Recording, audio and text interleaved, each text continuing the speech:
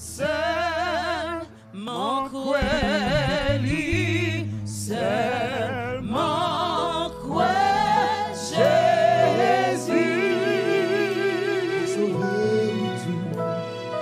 L'a sauvé, ou l'a sauvé, ou l'a sauvé.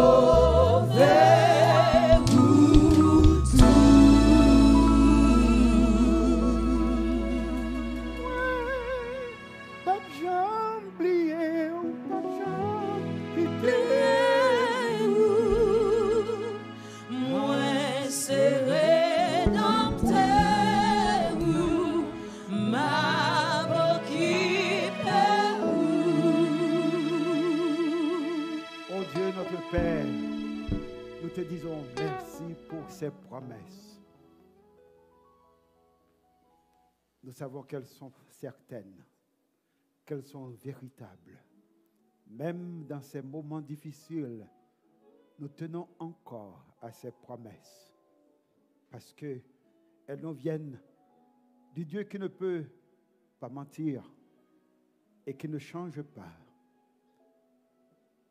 Du Père de louange, chez lequel il n'y a aucune variation ni ombre de changement. Gloire à ton nom et merci Père. Au nom de Jésus, nous te prions. Amen. Amis, quelle joie, quel moment extraordinaire nous venons de passer dans l'adoration de notre grand Dieu et Sauveur. Merci d'adorer avec nous dimanche après dimanche et nous avons hâte de vous revoir parce que bientôt nous allons nous retrouver ensemble. Eh bien, malgré le fait qu'on a annoncé la réouverture des églises, nous allons encore rester confinés, si je peux le dire, pour le mois de juillet, puisque on avait décidé volontairement d'arrêter nos activités depuis la fin du mois de février, avant même le décret du gouvernement. Nous allons encore rester dans le confinement jusqu'à la fin du mois de juillet.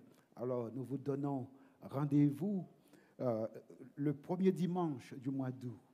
Et si vous voulez assister avec nous un matin comme ça, ce n'est pas un problème. Vous pouvez venir. Il y a plusieurs de ces bien-aimés qui sont passés nous voir. Eh bien, ce sera une joie de vous rencontrer.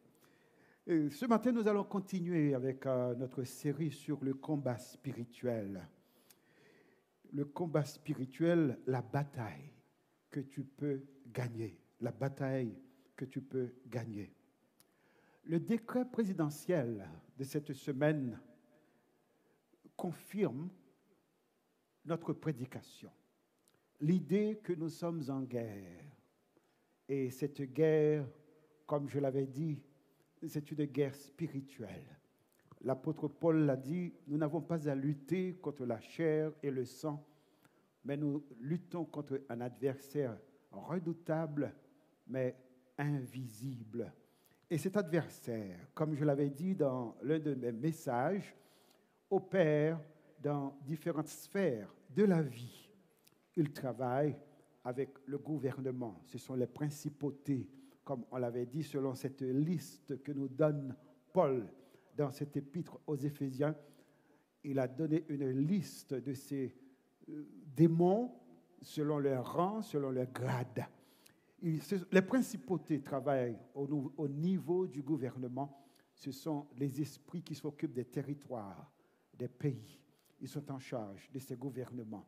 Et un gouvernement qui n'a pas à cœur de chercher Dieu se soumet automatiquement sous l'influence et sous l'autorité de ces démons dont la mission n'est autre chose que de voler, de tuer et de détruire. Alors celui qui se met au service de ces démons devient lui-même un meurtrier, même s'il ne tue pas physiquement, mais moralement et spirituellement, il est un meurtrier parce qu'il se soumet sous l'influence de ces démons. Alors nous devons prier pour nos gouvernements, Nous devons prier pour nos gouvernements parce que notre lutte, notre combat est un combat spirituel. Nous sommes en combat contre ces démons. Aujourd'hui, nous allons voir dans l'arsenal de Dieu, nous allons voir le sixième ou la sixième arme. C'est aussi notre sixième argument, c'est l'argument biblique, la parole de Dieu. Plus que jamais, chrétiens, Église, nous avons besoin de nous tenir sur le roc solide de la parole de Dieu. Plus que jamais, parce que nous vivons dans un monde qui change constamment. Aujourd'hui, vous pouvez avoir quelqu'un qui a une bonne base morale, qui nous conduit et on se sent à l'aise et on est confortable. Demain, on peut avoir un homme immoral et insensé, un fou, qui nous conduit et qui veut nous plonger dans un désastre spirituel. L'Église a besoin de se tenir sur le roc solide de la parole de Dieu. Parce que cette grâce, la grâce qui nous a sauvés, cette grâce nous expose également. Cette grâce nous met face à face avec des forces démoniaques, comme je l'avais dit, qui travaillent au niveau du gouvernement, qui travaillent dans l'éducation, dans les universités, dans les écoles, qui travaillent dans l'économie, parce que c'est souvent l'économie qui finance ces idées démoniaques et qui influence ces gouvernements sans force et sans légitimité qui se sont mis au solde de ces puissances économiques. Alors, ces démons travaillent à ce niveau-là. Mais les démons ne travaillent pas seulement sur le territoire ou avec le gouvernement ou dans l'éducation ou dans l'économie. Ces démons travaillent aussi même dans les religions, même au sein des églises. Ces démons travaillent pour semer la confusion, la division, l'immoralité, toutes sortes de problèmes pour empêcher à cette église de vivre dans la puissance de Dieu. Voilà pourquoi l'apôtre Paul a dit: revêtez-vous de toutes les armes de Dieu, soyez fermes, fortifiez-vous dans le Seigneur, dans sa force toute puissante. Je dois vous rappeler que ce combat n'est pas un combat pour Jésus-Christ. Il est déjà vainqueur, il est déjà victorieux. Ce n'est pas un combat pour l'Évangile, parce que Jésus a dit: je bâtirai mon Église. Les portes du séjour des morts ne prévaudront point contre elle. Il n'y a aucune force sur cette terre qui puisse détruire l'Église de Jésus-Christ, parce que Jésus est le Seigneur. Alors ce combat, ce n'est pas pour l'Église, ce n'est pas pour l'Évangile, mais c'est un combat pour votre âme, pour mon âme, pour l'âme de notre pays, pour l'âme de notre jeunesse, pour l'âme de cette société. Et ce combat, c'est un combat mortel, parce qu'il n'y aura pas de survivants. C'est soit qu'on détruit l'ennemi ou il nous détruit. Voilà pourquoi l'apôtre a dit: revêtez-vous de toutes les armes de Dieu. Aujourd'hui, nous allons voir cet argument biblique qui est la parole de Dieu. Le Dieu de la Bible, alors la question qu'on se pose, y a-t-il un Dieu qui parle? Ça, c'est la question. Est-ce qu'il y a un Dieu qui parle? La réponse, c'est oui. Il y a un seul Dieu qui parle. Les autres sont des idoles. Il n'y a que le Dieu de la Bible, c'est celui qui parle. Et le Dieu de la Bible parle, comme dit l'auteur de l'Épître aux Hébreux, il parle de différentes manières à différents moments. Alors, nous allons voir ensemble dans cette épître de Paul aux Éphésiens, le chapitre 6, nous allons voir le verset 7, où Paul a dit: prenez aussi le casque du salut et l'épée de l'Esprit qui est la parole de Dieu. Dans le premier argument, on avait vu qu'il y avait cet argument intellectuel. C'est notre vision du monde. C'est l'ensemble des principes, des valeurs inspirées par cette parole de Dieu. Nous avons vu aussi qu'il fallait se revêtir de cette ceinture de justice.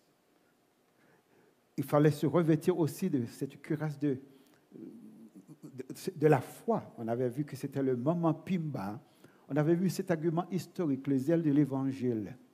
Et la semaine dernière, on avait vu aussi qu'il fallait se revêtir de l'épée, non pas de l'épée d'esprit, mais du casque du salut, qui est l'identité chrétienne. Et aujourd'hui, nous parlerons de l'épée de l'esprit. Cette parole de Dieu, l'épée de l'esprit, il y a plusieurs mots, il y a 2 mots en réalité utilisés par les auteurs de la Bible pour parler de la parole de Dieu. Il y a le logos. Le logos, c'est cette parole inspirée de Dieu. Dieu inspire les auteurs de la Bible. C'est le logos, c'est ce que nous lisons. C'est cette parole de Dieu que nous lisons. Mais ici, l'auteur utilise un autre mot, c'est le rhéma. Non pas ce que nous lisons dans la parole de Dieu, dans la Bible, mais c'est cette parole que Dieu nous inspire au moment même quand nous sommes au fond du combat. Ce qu'il convient de souligner, c'est que lorsque nous avons le rhéma doit être conforme au logos. Le Saint-Esprit ne va jamais m'inspirer ou me donner une parole et que cette parole soit contraire au logos, à ce que Dieu a déjà révélé. Donc lorsque Paul nous demande de nous servir de l'épée de l'esprit, il nous demande d'être attentifs, de surveiller et d'être à l'écoute de Dieu, peu importe la situation dans laquelle où nous sommes. Parfois, nous sommes dans une conversation avec quelqu'un. Le Saint-Esprit va nous inspirer une parole. Parfois, c'est une parole d'encouragement, une parole d'exhortation, ou un verset, quelque chose que Dieu va nous dire, parce que notre Dieu parle. Le Saint-Esprit parle. Alors, c'est de cela que Paul parle quand il dit l'épée de l'Esprit qui est la parole de Dieu. Et la question pour aujourd'hui, Dieu a-t-il réellement parlé? Dans le jardin d'Éden, la question n'était pas si Dieu avait parlé. Parce que le diable croit en Dieu. Le diable sait que Dieu parle. Et la Bible dit le diable croit et le diable tremble. Et ce que le diable cherche à faire, c'est de me porter d'abord à douter et ensuite à nier que Dieu ait jamais parlé. Et voilà la question, voilà le problème. Aujourd'hui, notre génération se pose la question, y a-t-il un Dieu qui parle? Dieu a-t-il vraiment parlé? La Bible que nous avons, la Bible des chrétiens et des juifs, est-elle vraiment la parole de Dieu? Il y a toutes sortes d'attaques sur cette parole. Alors la question aujourd'hui, Dieu a-t-il vraiment parlé? Eh bien, amis, Dieu a parlé. Dans l'Épître aux Hébreux, le chapitre 1, versets 1 et 2, il est écrit, après avoir autrefois, à plusieurs reprises, parlé à nos pères par des prophètes, Dieu parle maintenant à travers son Fils. Dieu a-t-il vraiment parlé? Oui, Dieu a parlé. Et la question, c'est de savoir comment est-ce que Dieu parle. Comment est-ce que je peux écouter la voix de Dieu? D'abord, dans l'Épître aux Hébreux, il est dit que Dieu a parlé de plusieurs manières, à plusieurs reprises. Ça veut dire que Dieu n'a pas parlé une seule fois. Dieu n'a pas parlé d'une seule manière, d'une seule façon, mais de plusieurs manières et à plusieurs reprises. Voyons quelques façons que Dieu nous parle. La Bible dit que Dieu parle d'abord à travers la création. La nature raconte la gloire de Dieu. L'étendue manifeste l'œuvre de ses mains.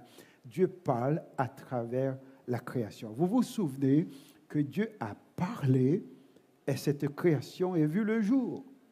Ce que vous voyez aujourd'hui n'existait pas.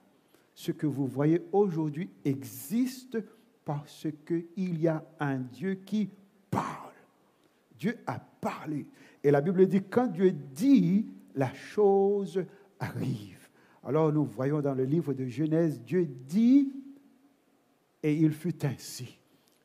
Le monde que vous voyez aujourd'hui existe parce qu'il y a un Dieu qui parle. Non seulement que ce monde existe parce que Dieu parle, mais ce monde subsiste parce que Dieu parle. Il est écrit aussi que Dieu soutient ce monde par sa parole. Si le monde ne s'effondre pas, c'est parce que la parole de Dieu le soutient. Alors c'est cette parole de Dieu qui donne l'existence au monde et qui donne encore la continuité à ce monde. Dieu a parlé. Et Dieu a dit, les choses arrivent. On peut voir Dieu à travers la nature. Et dans le psaume 19, il dit, ce ne sont pas des sons, il n'y a pas de voix, mais quand on regarde la nature parle d'un créateur. Et c'est l'argument de Blaise Pascal quand il parle de la montre, l'horloge et l'horloger. Il n'y a pas d'horloge sans horloger. Si le monde existe, le monde n'existe pas tout seul. Il y a un créateur, il y a un auteur qui a créé le monde. Alors la science athée, la science d'aujourd'hui, veut nous faire croire que ce monde existe toute seule. Mais comment explique-t-il l'intelligence? Parce que l'intelligence, c'est peut-être une combinaison de matière ou d'autres choses, mais on n'arrive pas encore à expliquer l'intelligence. Comment expliquer ces phénomènes surnaturels qui arrivent? Nous ne comprenons pas tout dans ce monde, mais la Bible dit que Dieu a parlé et ce monde existe. Nous pouvons entendre la voix de Dieu à travers la création. Mais Dieu ne parle pas seulement à travers la création. Dieu parle à travers ses prophètes. C'est ce que nous lisons dans ce verset de l'Épître aux Hébreux. Après avoir autrefois, à plusieurs reprises, parlé à nos pères, en parlant du peuple d'Israël, le père spirituel, en parlant de nos pères spirituels, puisque la Bible le dit que Abraham est mon père dans la foi. Je suis haïtien, mais j'ai un père spirituel. Et vous ne pouvez pas nier cela, parce que bon nombre d'entre vous qui ne croyez pas à la Bible, qui ne croyez pas à la parole de Dieu, vous avez un père spirituel quelque part, qui n'est peut-être pas un haïtien, qui n'est peut-être pas un noir. Alors moi, j'ai mon père spirituel, c'est Abraham. Il est mon père spirituel. Alors, après avoir autrefois parlé à nos pères spirituels, Dieu parle aujourd'hui à travers son Fils. Mais avant de parler à travers son Fils, il a parlé à travers ses serviteurs, les prophètes. Et nous avons ici la parole de Dieu. Dieu a pris le soin de mettre par écrit tout ce qu'il dit. Mais pourquoi Dieu ferait-il une chose pareille? Pourquoi mettre par écrit ce qu'il veut, qui il est et tout ce qu'il a dit? Pourquoi? La Bible dit que c'est afin de servir de témoignage. Témoignage pour qui? Pourquoi? Eh bien, amis, un jour, Dieu ouvrira ce livre. Et ce livre témoignera de votre vie, que vous le croyez ou non. Un jour, ce livre sera ouvert et Dieu vous jugera selon les paroles de ce livre. Dieu a pris soin de mettre son témoignage par écrit, afin qu'il n'y ait aucune excuse pour personne. Vous ne pouvez pas dire, vous n'avez pas eu la chance de lire ce que Dieu a écrit. Bon nombre de personnes parlent de la Bible, mais elles n'ont jamais lu ce livre. Prenez le livre de l'Éternel et lisez, dirait le prophète Jérémie. Prenez le livre de l'Éternel et lisez. Et vous verrez pour vous-même que Dieu a parlé par ce livre. Et n'essayez pas de lire un petit verset ici, un petit verset par là, mais lisez la Bible au complet. Il y a quelqu'un, c'est Martin Luther, le grand réformateur, qui a dit « Personne ne peut saisir pas même un iota dans la parole de Dieu sans l'aide du Saint-Esprit de Dieu. » Le Saint-Esprit qui a inspiré cette parole est le même qui peut vous aider à comprendre cette parole.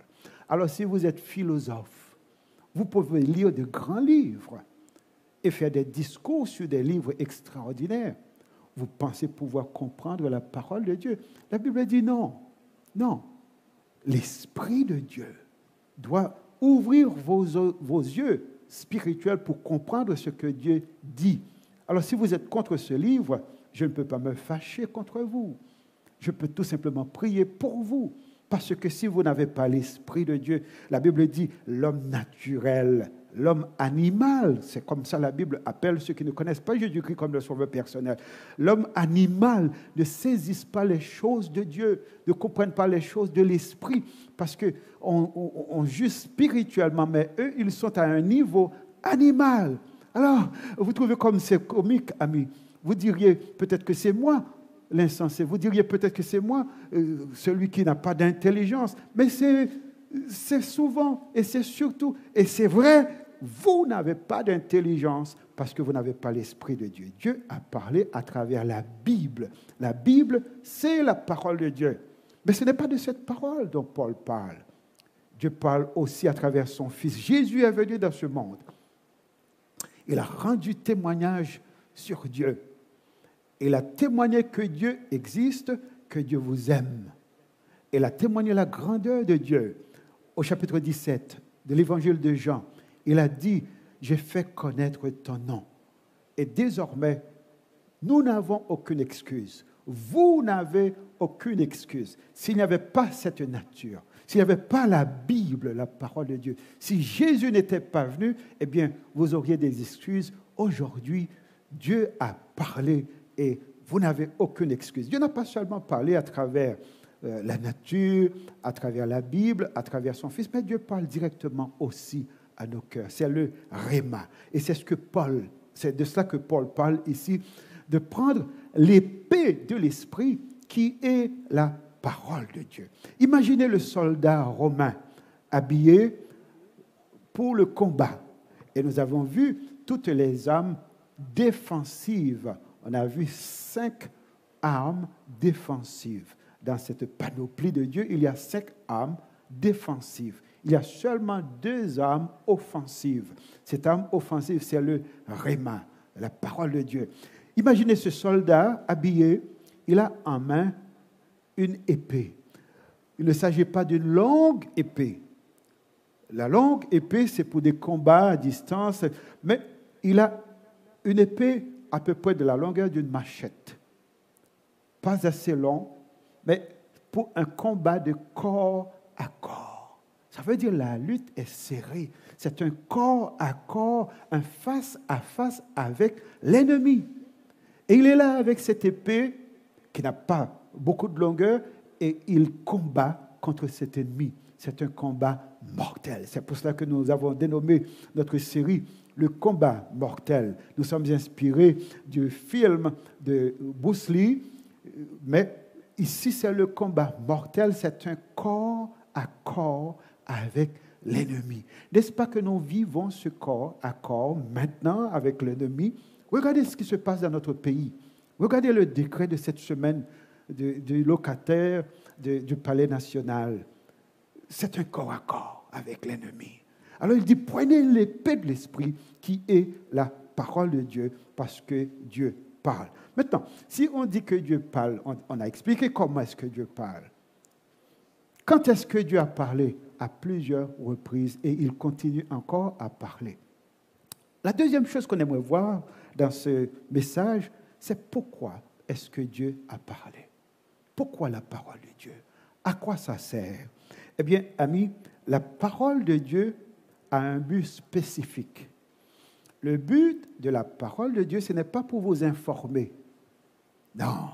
Bien sûr, il y a des informations en ce qui concerne la nature, en ce qui concerne la vie ici-bas, la vie à venir, des informations en ce qui concerne Dieu, en ce qui concerne Jésus-Christ, en ce qui vous concerne vous-même. Il y a ces informations. Mais le but principal de la parole de Dieu, ce n'est pas pour votre information. La parole de Dieu existe pour votre transformation. Et si vous lisez la parole, si vous avez la parole de Dieu et cette parole ne vous transforme pas, cette parole a raté son objectif. Dans le livre du prophète Ésaïe, le chapitre 55, si vous voulez lire avec moi dans Ésaïe, chapitre 55, Ésaïe parle de la mission de la parole de Dieu. Le chapitre 55, Et nous allons lire à partir du verset 10. Il dit ceci: de même, la pluie et la neige descendent des cieux et n'y retournent pas sans avoir arrosé, fécondé la terre et fait germer les plantes, sans avoir donné de la semence au semeur. Ça veut dire le but de la pluie et de la neige, c'est de donner la semence au semeur et du pain à celui qui mange. Le verset 11, ainsi en est-il de ma parole qui sort de ma bouche. Elle ne retournera point à moi sans effet, sans avoir exécuté ma volonté et accompli mes desseins. La parole de Dieu a un but. Dieu a une volonté, il y a un dessein, il a un plan pour l'humanité, il a un plan pour votre vie et Dieu accomplit ce plan à travers sa parole. Voilà pourquoi cette parole est redoutable. Voilà pourquoi c'est une arme invincible. Voilà pourquoi l'ennemi déteste ce livre, la Bible. Voilà pourquoi cet ennemi veut détruire ce livre. Il veut enlever la parole de Dieu. À chaque fois que je prêche, Jésus dit, si vous ne comprenez pas ce que j'enseigne, si vous ne mettez pas en pratique ce que j'enseigne, le diable va venir, il va enlever cet enseignement dans votre vie, parce que le diable ne veut pas que vous soyez transformés. Voilà pourquoi cette guerre est difficile. Dieu a un but à travers ses paroles. Regardons quelques buts de la parole de Dieu. D'abord, si vous lisez avec moi dans 2 Pierre, nous allons voir ce que Dieu désire à travers sa parole. Si vous lisez avec moi dans 2 Pierre, chapitre 1, verset 21, Pierre dit, « Car ce n'est pas par une volonté d'homme qu'une prophétie a jamais été apportée, mais c'est poussé par le Saint-Esprit que des hommes ont parlé de la part de Dieu. » Maintenant, regardez avec moi dans 2 Timothée chapitre 3. 2 Timothée chapitre 3, le verset 16. Regardez ce que nous lisons. Il dit au verset 16, 2 Timothée chapitre 3, le verset 16. Eh bien, il dit que toute l'écriture, toute la parole de Dieu, toute écriture est inspirée de Dieu et utile pour faire plusieurs choses. D'abord, pour enseigner. Mais on n'enseigne pas pour enseigner. On enseigne pour convaincre, pour vous convaincre du mal, des choses qu'il faut éviter, des choses dans lesquelles il faut s'engager, pour convaincre. Non seulement pour convaincre, mais pour corriger. C'est la parole de Dieu qui corrige. Les dérives de notre société ne peuvent pas se corriger toutes seules. Les dérives de nos dirigeants ne se corrigeront pas toutes seules. Nous avons besoin de la parole de Dieu. Et c'est pour cela, dans ce combat, dans cette lutte, nous n'avons pas à lutter contre un gouvernement, contre une personne, mais contre les mauvais esprits qui sont en arrière de ces gouvernements, en arrière de ces personnes. Et voilà pourquoi, dans l'arme par excellence, la prière, nous allons vous montrer comment vous engager dans ce combat spirituel. Vous avez lu cette semaine, vous avez lu que bientôt, ce sera légal de vivre ouvertement dans toutes sortes d'immoralités. Alors les chrétiens d'Haïti sont surpris. Mais moi, je ne suis pas surpris. Pourquoi? Parce que la Bible l'avait dit. Et il n'y a pas longtemps, je vous avais enseigné que le mystère de l'iniquité, comme a dit l'apôtre Paul dans 2 Thessaloniciens, le mystère de l'iniquité est déjà à l'œuvre. Le monde se prépare pour l'arrivée de cet imposteur, de cet impie qui se lèvera et qui encouragera les hommes dans l'immoralité comme nos dirigeants sont en train de le faire maintenant. Alors, vous allez me dire, mais pasteur, il faut se battre contre cela. Je vais vous dire une chose. Ce sera ma 3e expérience dans cette guerre spirituelle. J'étais au Canada, quand pour la première fois, on a parlé de légaliser l'homosexualité et les autres vices condamnés par la parole de Dieu. Et les chrétiens pensaient qu'il allait s'opposer à cela, il allait se battre et par la force, il allait s'imposer. Eh bien, allez au Canada maintenant, vous verrez que c'est légal. Non seulement c'est légal au Canada, ils ont même osé venir chez nous et monter leur drapeau. Quelle honte pour un pays comme le Canada de le faire ici. Mais c'est un agenda diabolique, financé par les gouvernements, financé par des grands intérêts financiers. Vous n'aurez pas assez d'argent et assez de force pour lutter contre ce mouvement, parce que ce mouvement a vaincu au Canada. J'étais aux États-Unis aussi, quand on a voulu faire une loi pour légaliser ces vices condamnés par la parole de Dieu. Eh bien, les chrétiens pensaient qu'ils pouvaient bloquer cela. Eh bien, aujourd'hui, c'est légal aux États-Unis. Je suis ici, ce sera mon troisième combat, ma troisième expérience. Je vais vous dire, cela passera, cela arrivera. Pourquoi est-ce que cela arrivera?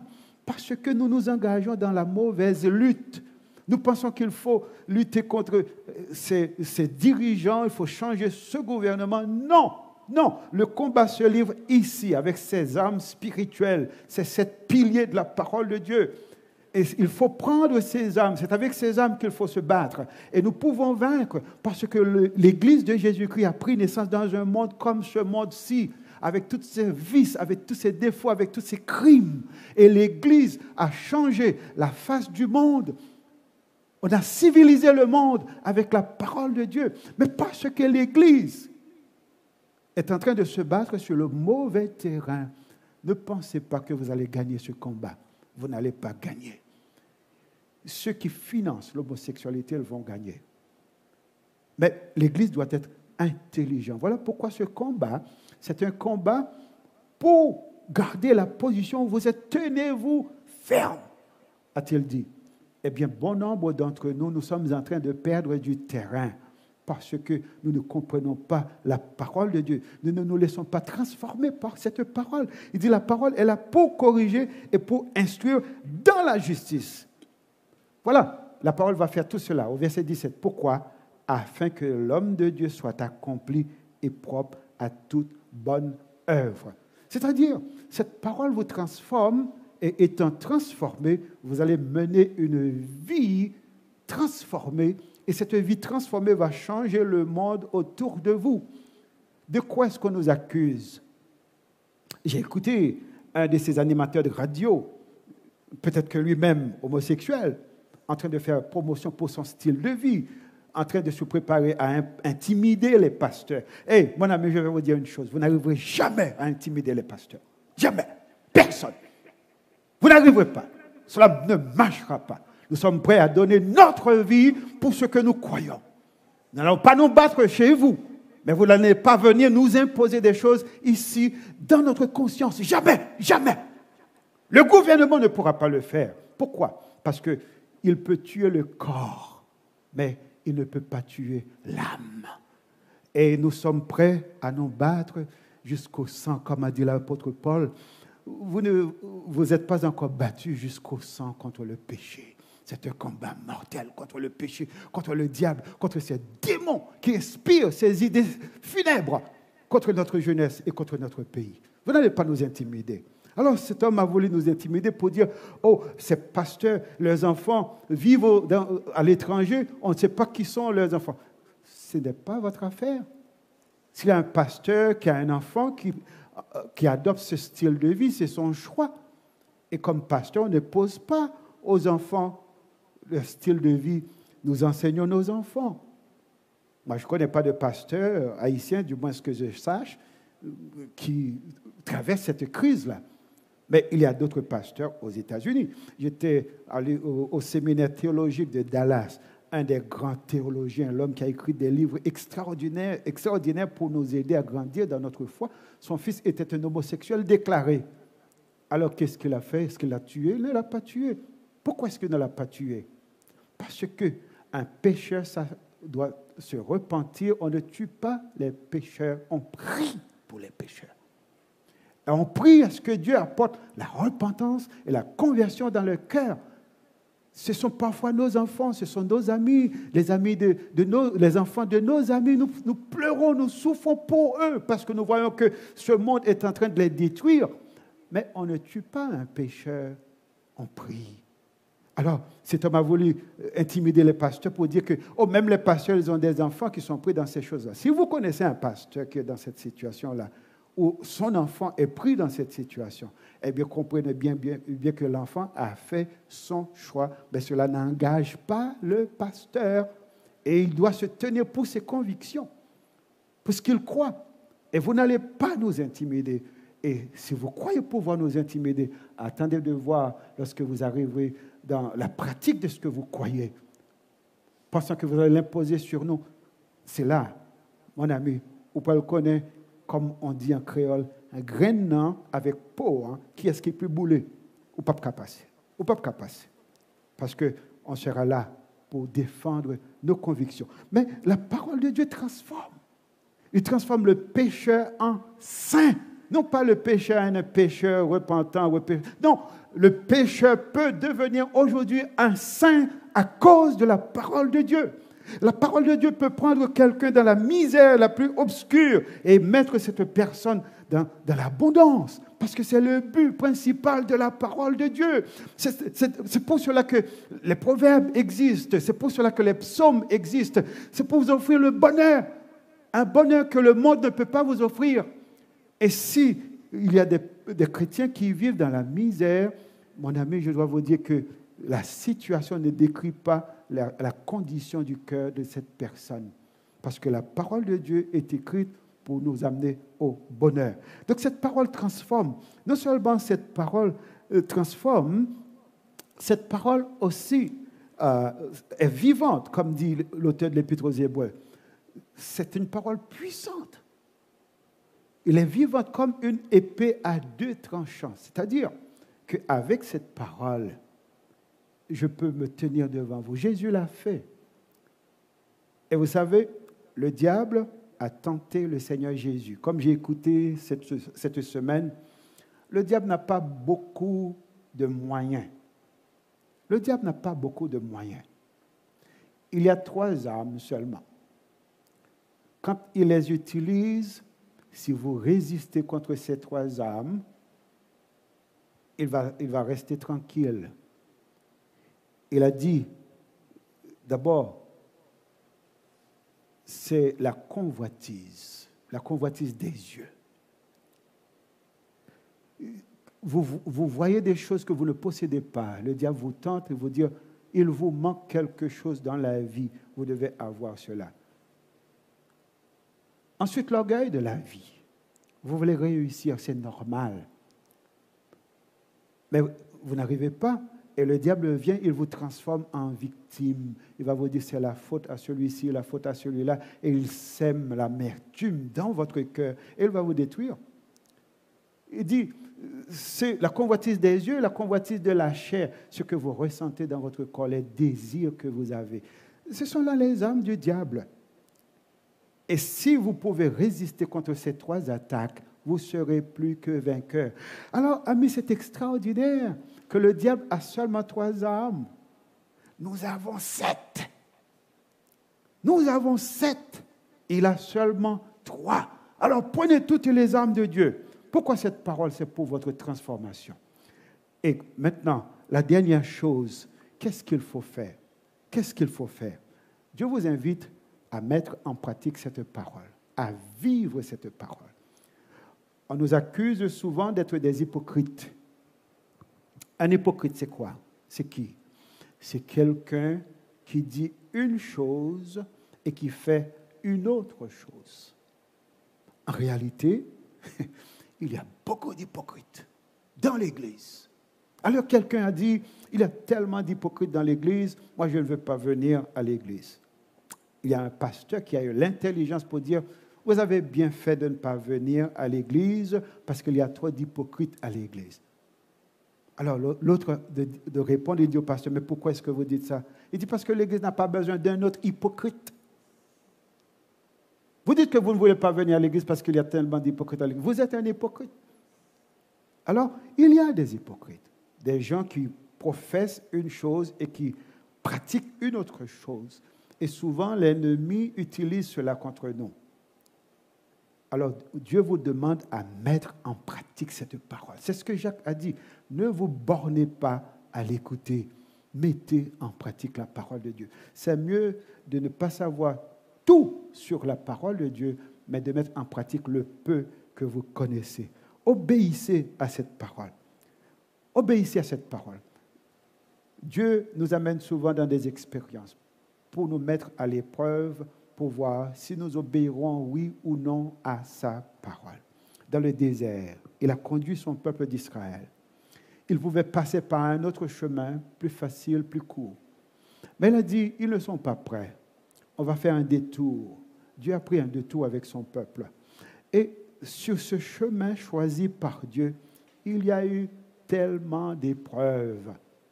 Mais à chaque défi, Dieu s'était montré à la hauteur de la situation. Il n'y a pas eu un défi dans leur vie que leur Dieu ne pouvait pas relever. Et à la fin, savez-vous ce que Dieu a dit? Il dit, je vous fais passer par toutes ces choses afin que vous sachiez que l'homme ne vit pas de pain seulement, mais de toute parole qui sort de la bouche de Dieu. C'est pour dire quoi? Vous pouvez maintenant, en train de traverser un moment difficile, Dieu est en train de faire une expérience avec vous. Et si vous restez fidèle à cette parole, si vous suivez Dieu, il n'y a aucun défi dans votre vie qui dépassera la puissance et la capacité de votre Dieu. Il n'y a aucun défi. Dieu est à la hauteur de la situation. Il peut relever quel que soit le défi dans votre vie. Suivez cette parole. Mettez en pratique cette parole. Ne vous écartez pas de la parole de Dieu. Même si le moment est difficile, même si vous traversez même si vous vivez des situations difficiles, faites confiance à la parole de Dieu. Cette parole a été prouvée par des générations. Dieu est fidèle. Dieu respecte sa parole. Voilà pourquoi est-ce qu'il nous demande de respecter notre parole. Alors, mettez en pratique cette parole. Mais pour mettre cette parole en pratique, il faut l'étudier. Prenez le temps de lire la parole de Dieu. Comme dirait le prophète Jérémie, prenez le livre de l'Éternel et lisez. Lisez ce livre. N'écoutez pas ceux qui donnent leur opinion sur la parole de Dieu, mais lisez pour vous-même. Lisez la parole de Dieu. Étudiez cette parole. Méditez cette parole. Et il y a une promesse. Et je vais vous laisser avec cette promesse. Dieu a dit à Josué que ce livre ne s'éloigne point de ta bouche. Médite-le jour et nuit pour agir fidèlement, c'est-à-dire de mettre en pratique cette parole. Il dit, c'est alors que tu auras du succès dans tes entreprises, non pas dans quelques-unes de tes entreprises. Il dit, c'est alors que tu réussiras. Alors, amis, la réussite, le secret de la réussite, le secret du bonheur est ici. La victoire aussi est là. Voilà pourquoi Paul nous dit, prenez aussi l'épée de l'esprit qui est la parole de Dieu. Avec cette parole, vous pouvez vaincre le diable, vaincre les mauvais esprits de ce monde, vaincre les mauvaises pensées de ce monde. Et comme Paul le dit, nous amènerons toute pensée captive à l'obéissance de Jésus-Christ. Alors, amis, prenez toutes les armes de Dieu. Ne négligez pas la parole de Dieu. Ne vous laissez pas intimider par vos adversaires. Même s'ils prennent des lois contraires à cette parole les jugera. Ils rendront compte à Dieu. Mais pour vous, restez fidèles à cette parole et faites confiance à Dieu parce que sa parole est certaine. Pour revenir à la question, y a-t-il un Dieu qui parle? Oui, mon Dieu a parlé. De différentes manières. Dans différentes époques, il a parlé. Et cette parole fait l'autorité dans ma vie. Ce n'est pas la parole du président de la République qui fait l'autorité dans ma vie, parce que lui-même, il ne sait pas qu'est-ce qu'il croit. Il ne fait qu'obéir à ce qu'on lui demande de faire. Mais moi, j'ai une autorité. Il peut trembler, il peut s'ébranler, mais moi, je suis ferme, comme a dit David. Ceux-ci s'appuient sur leurs chevaux, ceux-là s'appuient sur leurs chats. Eux, ils plient, eux, ils tombent. Nous restons debout, parce que Dieu est capable de sauver. Prenez le livre. Lisez. Prenez aussi l'épée de l'esprit qui est la parole de Dieu, parce que cette âme, c'est l'âme invincible. Avec cette âme, vous pouvez gagner ce combat.